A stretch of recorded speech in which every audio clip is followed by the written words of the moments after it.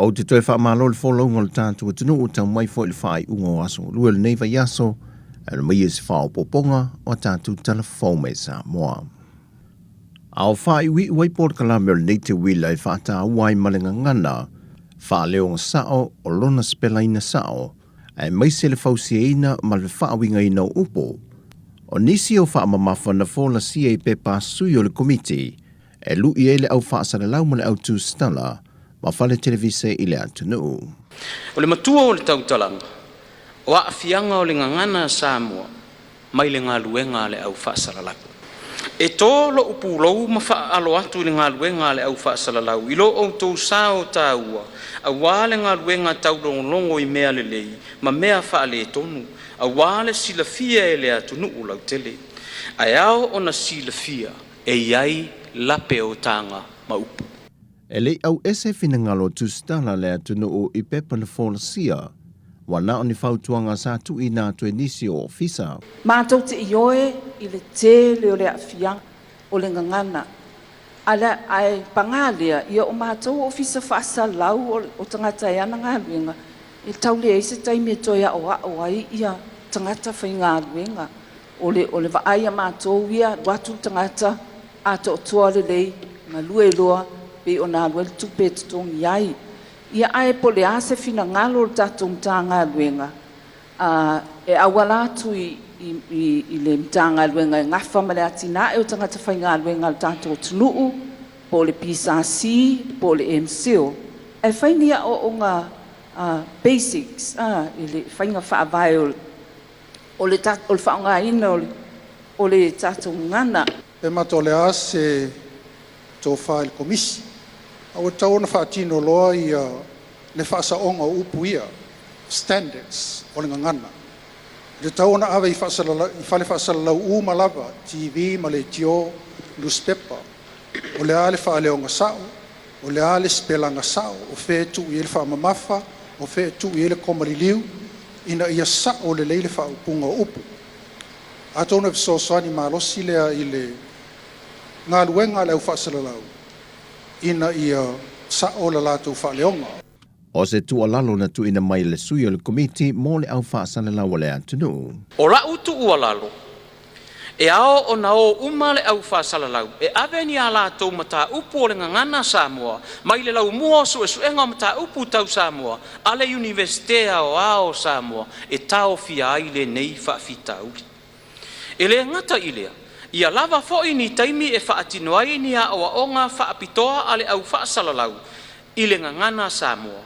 Ina ia lava tāoso a wālo lātou wala awina. Ai maise i le kalama o le ngangana Sāmoa, le whaatū langanga o upu ma fuai upu, o le whausanga o fuai upu, ato ai ma le whaawinganga o le ngangana Sāmoa. E pei ona silafia, e tasi le liti o Sāmoa no lātou lua i whaatū langa ina vaenga i o le ngangana, e le ngata mo le au whainga ruenga, ai sili mo le whaasau i no le ngangana Sāmoa, e tupulanga whaia o le atunu, le na te Tala e le Sāmoa Capital Radio, po le siu whafonga le lau moe Wellingtone, lana api o le ngangana Sāmoa i lunga o upenga te whai langi. E lata li tu la o whisa nga i le fionga le tiktai o le atunu, le fionga le tamaitai pāre mia fia mena o mimeta awha, ma le presidente o le Kalesia Sofito le tūlangi o le Pasifika le Tivise, le na malanga mai whaapitoa, e le ngate wheilua i mwhaamalo sia tangata loto le Kalesia i Sāmoa, a e na fia wheilua i atu le tamaitai pāre mia ma le ao le malo, mō tālo sanga whaamanuia mo le nofua inga.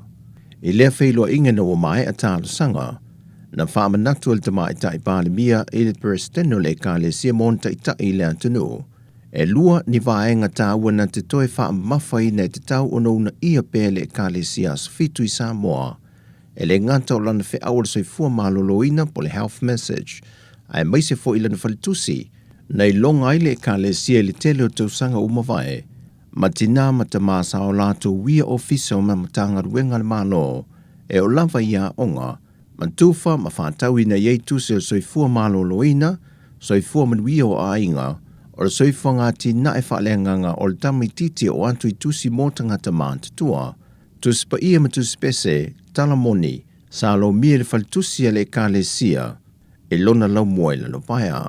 O le pōn pōr whaiel tu whāta singa le malu le ka le sia pia, ma whamalo se le sunga le Presidente a Pastor Glenn Townend e le tō tele on tangata e ka le sia na whaata sia le pōn pō. O le so, o le awhai le solo ta wale teu te wine whaafea o e te mai ta i tau vai tō se fulu, mo le sa i lingo le tau sala sa mo le nei tau sanga lua whelua tolu, lua whelua se fulu ma le whaa. E na ua mai e le aso na nafi no lātou whaari manatu ai mata opo, no lātou se ina mai ni pepa na whiriwhiri ai mai le amatanga o le nei whamoe moe. O vaenga māsani o le sa i lia e mafu whaungo ta mai ta i tau wā, e au ai a onga, sio manga, so i fua malolo ino le tangata, e o lava fo i awa noa o ngā ruenga whamai taimi. Mai o tongi no lātou moa mai le vaenga o le tauwanga, o le atu whaata sia matari ngā whesili le pōn whaiu, e sa ili ai le o le amanu malo. O lo i le atu nuu le tausala o le Pasifika, ne na ia whaamalo sia le tūlanga o le malo sia le whaatua tua, mai ato toa i le lava o le tāpenanga. E leo matua mautonu le leile tua leo le mata au polo lātou tua i ai se te mā, i mōdianga o le tau mawhai le whao o le maliwi se tangata.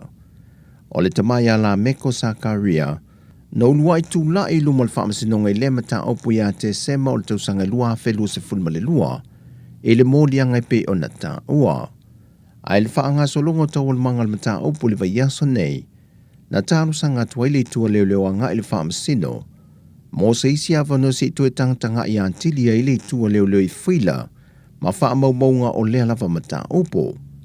O le mai o le teimini tu inatu le whaamasinonga i le tua leo, na toe o anei fo i le tua leo ma toe tālo sanga, e toe whaau i tua le tua inga o le whaau o leoti, ai sui atu le mōlianga o le whaau o manu atu ngā. Ai na toe whaamwa ai le whaamasinonga le mata opu nei le aso luse fulma le lua le māsina te nei, ma toe whafonga i nai lumola na fionga ia vui Clarence Nelson, na wha i loa i le tua leo, le toe whaau i le tua le mōlianga o le whaau o manua, ai toe sui le mōlianga o le tau mawhai e whaau o leoti.